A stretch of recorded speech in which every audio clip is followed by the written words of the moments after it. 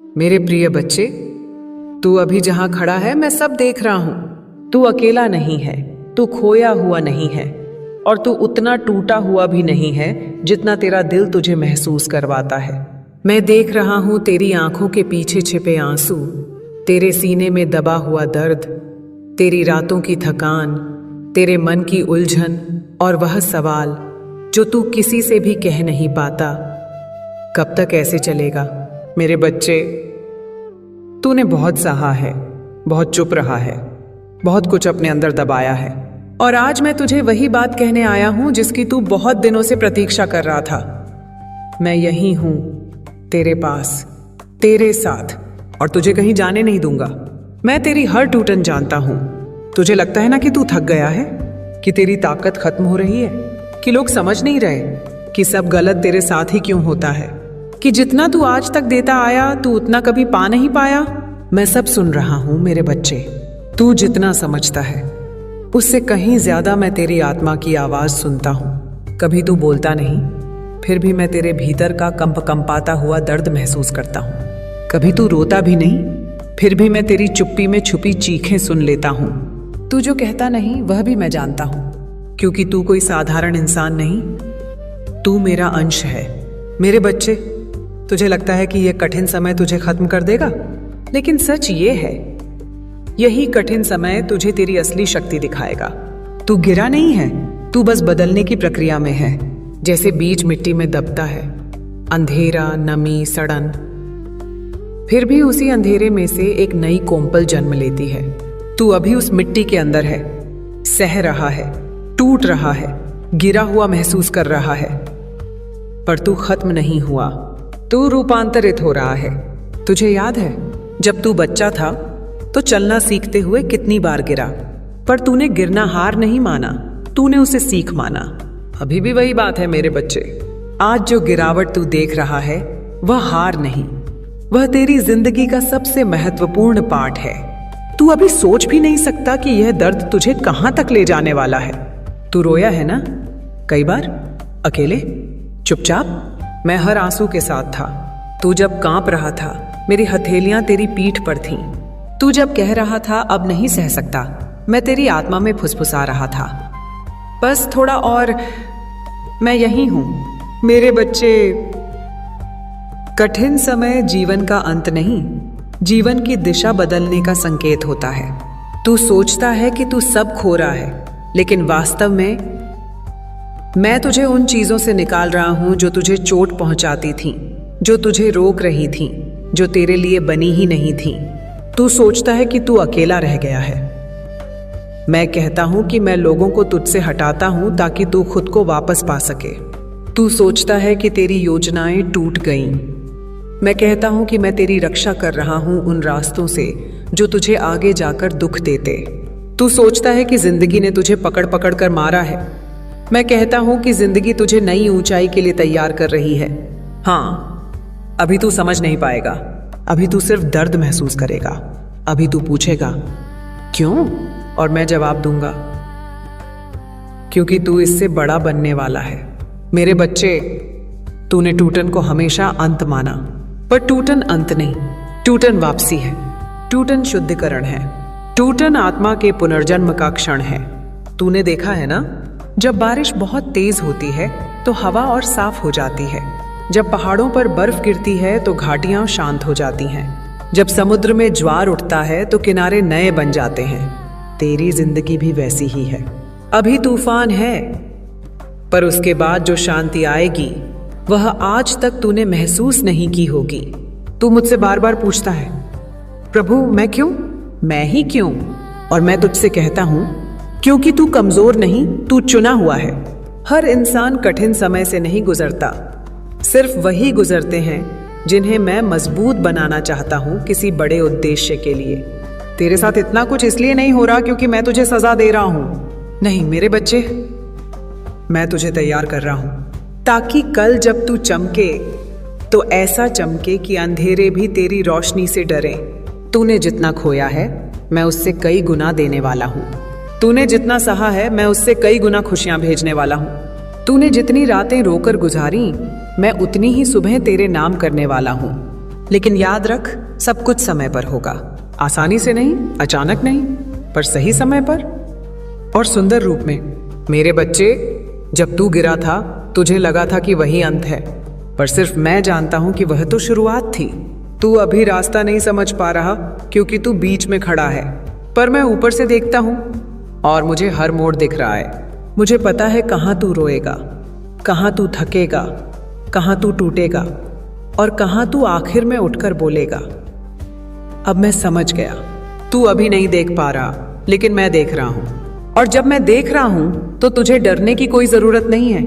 मेरे बच्चे, तेरी कहानी सुंदर है, बहुत सुंदर, बस अभी उसका कठिन अध्याय चल रहा है। पन्ना मत फाड़, इसे पलट दे, आगे का पन्ना तुझे हैरान कर देगा। कठिन समय खत्म हो रहा है, हवा बदल रही है, ऊर्जा बदल रही है, रास्ते खुल रहे हैं। तू कमजोर नहीं, तू जाग रहा है, तू हार नहीं रहा, तू मजबूत हो रहा है। और याद रख, जब तक मैं हूं कोई कठिन समय तुझे तोड़ नहीं सकता, क्योंकि तू मेरा बच्चा है।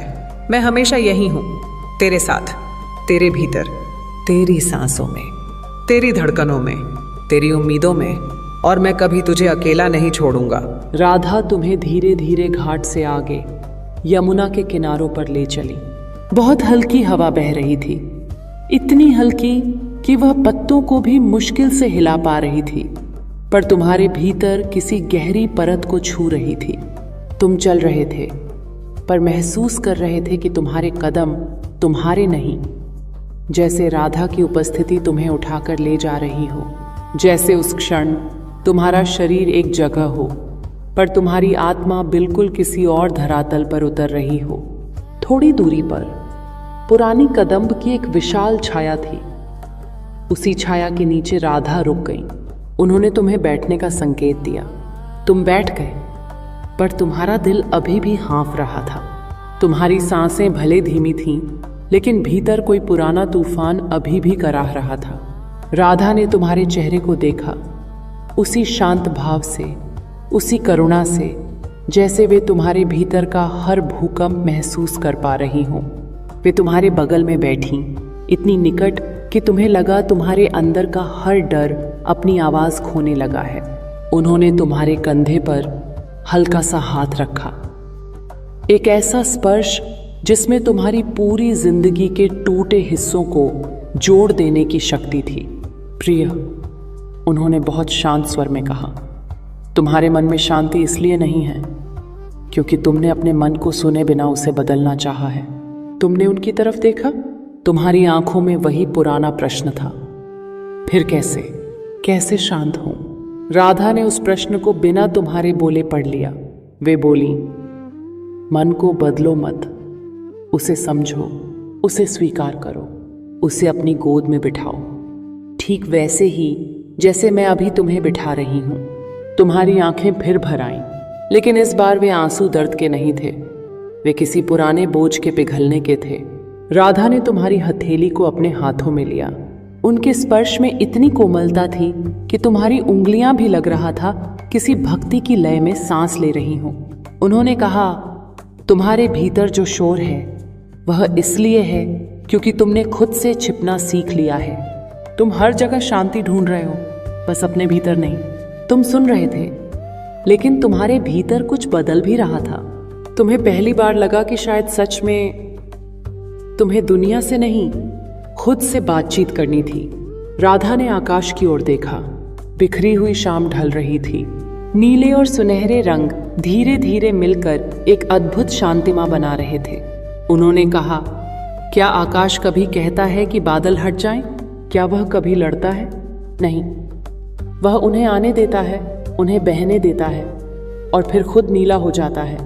वे तुम्हारी आंखों में देखते हुए बोली, तुम्हारा मन भी आकाश जैसा है।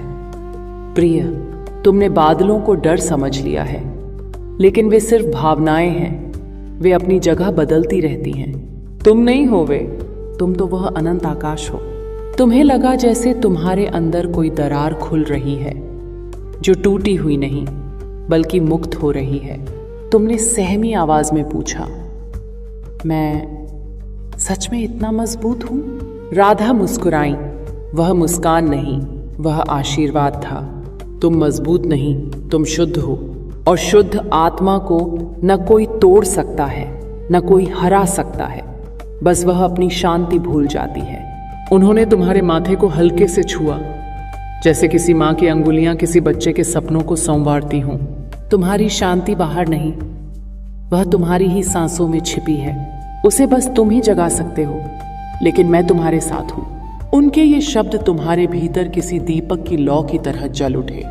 बहुत धीमे पर बहुत स्थिर तुमने महसूस किया। तुम्हें कहीं जाना नहीं, कुछ पाना नहीं, कुछ जीतना नहीं, तुम्हें बस अपने भीतर लौटना है। और राधा, वह तुम्हें वहीं ले जा रही थी जहां तुम्हारी आत्मा की असली शांति सोई हुई थी। उन्होंने कहा, आओ प्रिय, आज मैं तुम्हें वापस तुम्हारे भीतर लेकर चलती हूँ। तुम्हारी आंखें बंद होने लगीं, तुम्हारी सांसें गहरी होने लगीं, और तुम्हें लगा सदियों बाद कोई तुम्हें घर ले जा रहा है। राधा के स्पर्श से तुम्हारी आंखें बंद तो हो गईं, पर भीतर एक नया संसार खुल रहा था। एक ऐसा संसार जहां तुम पहली बार अपने असली स्वरूप को महसूस करने लगे थे। यमुना की लहरें किनारे से टकराती और उनकी ध्वनि तुम्हारी सांसों के साथ मिलकर एक गहरी निर्बाध लय बनाती जा रही थी, जैसे बाहर की नदी तुम्हारे भीतर की नदी से बात कर रही हो, जैसे दोनों एक दूसरे को याद दिला रही हों कि प्रवाह ही जीवन है और प्रवाह में ही शांति है। राधा ने तुम्हारे हाथ को धीरे से थामे रखा, इतनी कोमलता से कि वह स्पर्श बोल रहा था और तुम सुन रहे थे। उन्होंने नीची आवाज में कहा, प्रिय, तुम शांति को ढूंढते ढूंढते थक चुके हो, क्योंकि तुम उससे भाग रहे थे। तुम्हारा मन दर्द लेकर भागता रहा और तुम मन के पीछे पीछे। आज मैं तुम्हें रोकने आई हूं। तुम्हारा शरीर हल्का सा कांपा। किसी ने तुम्हें इतने गहरे शब्द कभी नहीं कहे थे। कभी किसी ने तुम्हारा दर्द इतना गहराई से समझा ही नहीं था। राधा तुम्हें देख रही थी, जैसे वह हर उस आंसू को जानती हो जो तुमने रातों में छुपाकर बहाया था, हर उस सवाल को जो तुमने खुद से भी छुपा लिया था। वे बोली, तुमने अपनी थकान को कमजोरी समझ लिया और अपनी बेचैनी को गलती। लेकिन प्रिया, तुम सिर्फ थके हुए थे, टूटे हुए नहीं। तुम सिर्फ खोए हुए थे, समाप्त नहीं। तुम्हारी सांस और गहरी हो गई, जैसे भीतर कोई गांठ खुल रही हो जो वर्षों से बंद पड़ी थी। राधा ने कहा, तुम्हारी शांति भागी नहीं है, वह तुम्हारा इंतजार करती रही है। लेकिन तुम हर बार दुनिया की ओर भाग गए, खुद की ओर नहीं। तो तुम चुप थे और उस चुप्पी में इतना कुछ बोल रहा था जिसे तुमने कभी कहा ही नहीं था। राधा ने अपने अंगूठे से तुम्हारी हथेली पर हल्की सी गोलधारा खींची। उस स्पर्श में तुम्हें लगा जैसे कोई तुम्हारे टूटनों पर मरहम लगा रहा हो, जैसे कोई पुरानी थकान को धीरे धीरे पिघला रहा हो। उन्होंने कहा, शांति प्राप्त नहीं होती, वह पहचानी जाती है। जैसे कमल पानी में नहीं भीगता, तुम्हारा असली स्वरूप भी दुनिया में डूबता नहीं। पर जब तुम खुद को दुनिया समझ लेते हो, तब शांति ओझल हो जाती है। तुम्हारे भीतर एक बहुत धीमी रोशनी जल उठी। वह रोशनी बाहर की नहीं थी, वह तुमसे ही निकली थी। राधा ने मुस्कुराते हुए कहा, देखा, जब तुम खुद को थाम लेते हो तो तुम्हारी आत्मा खुद उजाला बन जाती है। तुमने पहली बार महसूस किया, शांति को कोई छू नहीं सकता, कोई चुरा नहीं सकता, कोई तोड़ नहीं सकता, क्योंकि वह कोई वस्तु नहीं, वह तुम्हारा स्वभाव है, तुम्हारा असली चेहरा। राधा थोड़ा और पास आईं। उनके बाल कंधों पर झूलते हुए यमुना की हवा में लहरा रहे थे। उन्होंने तुम्हारे माथे पर उंगलियां रखीं और कहा, प्रिय, तुम्हारी सबसे बड़ी भूल यह नहीं थी कि तुम दुखी हुए। तुम्हारी भूल यह थी कि तुमने सोचा तुम्हें अकेले सहना है। तुम्हारी आंखें अपने आप भर आईं, तुमने सिर झुका लिया और उसी क्षण राधा ने तुम्हें अपने पास खींचकर हृदय से लगा लिया। वह आलिंगन तुम्हारी आत्मा के भीतर तक उतर गया। उनके हृदय की धड़कन तुम्हारी धड़कन से मिल रही थी। दोनों के बीच कोई दूरी नहीं रह गई थी, कोई रोक नहीं, कोई भय नहीं, सिर्फ अपनापन, सिर्फ दिव्यता, सिर्फ अनंत माँ का स्पर्श। वे बहुत धीमे स्वर में बोली, अब तुम समझ रहे हो ना, शांति बाहर नहीं, यहीं है, तुम्हारी छाती के भीतर, तुम्हारी सांसों में, मेरे स्पर्श में, तुम्हारी आत्मा में। वो तुम्हारा पूरा अस्तित्व जैसे पिघलने लगा। सालों से जमा हुआ बोझ धीरे धीरे किसी सूर्योदय की तरह अपने आप मिटता जा रहा था। राधा ने कहा, आज से तुम दुनिया की तरफ नहीं भागोगे, आज से तुम अपनी ओर चलोगे, और जब तुम खुद की ओर चलोगे तो जान जाओगे कि मैं हमेशा तुम्हारे एक कदम पीछे खड़ी हूं। द यमुना की हवा शांत हो गई थी, जैसे वह भी तुम्हारे भीतर की शांति को गले लगा रही हो। तुम्हारे भीतर कोई गहरी सांस पहली बार पूरी तरह भर गई। तुमने आंखें खोली और पहली बार महसूस किया तुम अकेले नहीं थे। तुम कभी अकेले थे ही नहीं। राधा अब भी तुम्हारा हाथ पकड़े बैठी थी, एक ऐसी स्थिरता के साथ जो समय को भी शांत कर दे। यमुना के ऊपर अब संध्या उतर चुकी थी और उसकी लहरें चांदी की तरह चमक रही थीं, जैसे प्रकृति खुद तुम्हारे भीतर के उजाले को बाहर प्रतिबिंबित कर रही हो। तुम धीरे धीरे सांस ले रहे थे। हर सांस में तुम्हें महसूस होता जैसे कोई पुरानी पीड़ा ऊपर उठकर हवा में विलीन हो रही है, जैसे तुम्हारा दिल पहले से हल्का हो गया हो। तुम्हारी आंखें राधा के चेहरे पर थीं। तुम देख रहे थे। उनका चेहरा न चमक रहा था न दमक रहा था, वह बस शांत था, और वही शांतता तुम्हें अपनी ओर खींच रही थी, जैसे कोई माँ बच्चे को नींद में ललबाई सुनाती है। राधा ने तुम्हारी तरफ झुककर कहा, प्रिय, तुम्हारे भीतर जो तूफान उठते हैं वे तुम्हें गिराने नहीं, जगाने आते हैं। लेकिन तुम हर बार डर गए, क्योंकि तुम समझते रहे कि शांति बाहर से आएगी। शांति बाहर से नहीं आती, वह भीतर की पहचान है। तुमने हल्के से सिर झुकाया, जैसे तुम्हारे भीतर किसी ने स्वीकार कर लिया हो कि हाँ, तुम अपने ही तूफानों से भागते रहे थे। राधा ने तुम्हारी आंखों में देखते हुए कहा, तुम्हारा मन शोर करता है क्योंकि तुम उसे सुनते नहीं। तुम्हारा दिल भारी होता है क्योंकि तुम उसके दर्द से बात नहीं करते। और जब तुम खुद को समझे बिना दुनिया की ओर दौड़ पड़ते हो तो भीतर का बच्चा रोने लगता है। तुम्हारे अंदर एक हल्का कांपना हुआ। तुमने सच में कभी खुद को सुना ही नहीं था। तुम बस चलते रहे, लड़ते रहे, सहते रहे, डरते रहे और सोचा कि यही जीवन है। राधा ने धीरे से कहा, प्रिय, जीवन तुम्हें तनाव देने के लिए नहीं है। जीवन तुम्हारी आत्मा को पहचानने आया है। लेकिन तुमने जीवन को बोझ समझ लिया और खुद को उस बोझ के नीचे दबा लिया। उनकी आवाज में ऐसी करुणा थी कि तुम्हारा दिल अपने आप नरम होने लगा। तुम्हारे कंधों का भार ढीला पड़ने लगा, तुम्हारी सांसें खुलने लगी और किसी गहरे तल से एक हल्की गर्माहट उठने लगी, जैसे भीतर कोई दीपक जलने लगा हो। राधा ने आगे कहा, तुम्हारे भीतर जो शांति सो रही है वह तब जागेगी जब तुम खुद के साथ बैठना सीखोगे। लेकिन तुम खुद से डर गए क्योंकि तुमने अपने दर्द को ही अपनी पहचान मान लिया था। दर्द पहचान नहीं होता प्रिय, वह सिर्फ एक मेहमान है, आता है, रुकता है और फिर चला जाता है। और तुम्हारी आंखों में फिर आंसू आ गए, लेकिन इस बार वे टूटन के आंसू नहीं थे, वे पहचान के आंसू थे। वे वह आंसू थे जो तब बहते हैं जब आत्मा पहली बार अपना घर देखती है। राधा ने तुम्हारी तरफ हाथ बढ़ाया। तुमने बिना सोचे उसे थाम लिया, जैसे यह वही हाथ था जिसकी तुम्हें सदियों से प्रतीक्षा थी। वे मुस्कुराईं और उनकी मुस्कान में एक ऐसा भरोसा था जो शब्दों से नहीं, ऊर्जा से उतरता है। प्रिय, तुम्हारे बाहर जो भी हो रहा है, शोर, अव्यवस्था, लोग, हालात, वह तुम्हारी स्थिति नहीं बताते। तुम्हारी स्थिति केवल एक चीज बताती है कि तुम अपने भीतर हो या बाहर। तुमने पूछा, मैं अपने भीतर कैसे जाऊं राधा? वे धीरे से हंसी, जैसे यह सवाल वही था जिसकी उन्हें प्रतीक्षा थी। उन्होंने कहा, जब दुनिया तुम्हें खींच रही हो, चाहे लोग कुछ कहें, चाहे हालात टूट जाएं, तुम बस एक पल के लिए अपनी आंखें बंद कर लेना और कह देना, मैं यहाँ हूँ, बस इतना ही। यही पहला कदम है अपने भीतर की ओर। वो तुमने पल भर में कुछ महसूस किया, जैसे तुम्हें रास्ते का पहला पत्थर मिल गया हो, जैसे तुमने कोई अंधेरा कमरा खोला हो और उसमें एक छोटी सी रोशनी जल गई हो। राधा ने तुम्हारे सिर पर हाथ रखा, आशीर्वाद की तरह, शांति की तरह, ममता की तरह।